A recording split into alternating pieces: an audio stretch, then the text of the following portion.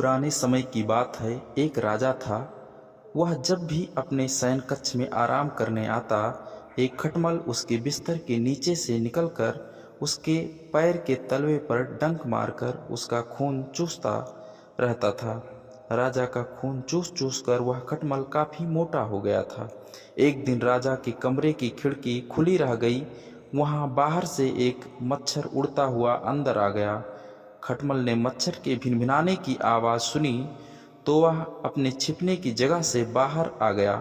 बाहर आकर उसने देखा कि एक मच्छर बड़ी तेजी से उस शयन कक्ष में उड़ रहा है।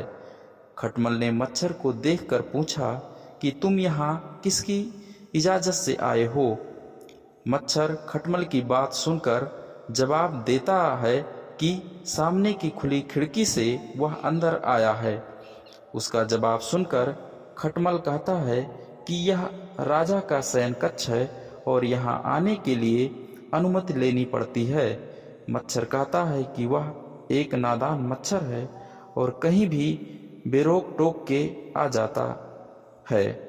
उसे कहीं भी आने जाने के लिए किसी की भी अनुमति की जरूरत नहीं होती।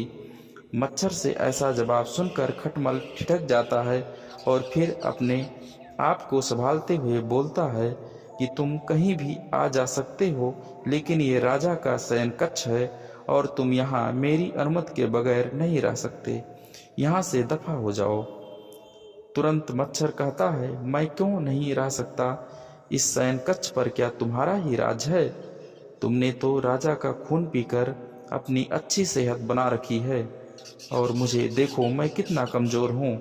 अगर तुम मेरी मदद नहीं करोगे तो कौन करेगा?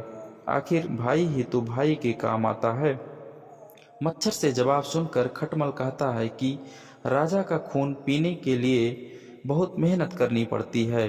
वह कहता है कि राजा का खून चूसने के लिए राजा का गहरी नींद में सोने का इंतजार करना पड़ता है और फिर उसके तलवे पे डंक मारकर उसका खून चूसना पड़ता है। खटमल की बात सुनकर मच्छर कहता है कि तुम बहुत पहुँचे हुए खिलाड़ी हो। खटमल इतराते हुए कहता है कि इसमें कोई शक नहीं है और अगर एक बार राजा की नींद टूट जाए तो छुपकर भी फिर से उसका गहरी नींद में सोने का इंतजार करना पड़ता है। मच्छर ये सुनकर कहता है कि अच्छा है, तुमने मुझे खून पीने का तरीका बता दिया। तुम तो रोज ही राजा का खून पीते हो, आज मुझे पीने दो। खटमल और मच्छर दोनों छिपकर राजा के आने का इंतजार करने लगे। तभी राजा आकर बिस्तर पे सो जाता है। खटमल के समझाने पर भी मच्छर भिनभिनाता हुआ राजा के हाथ पर जाकर बैठ जाता है और उसको डंक मारता है।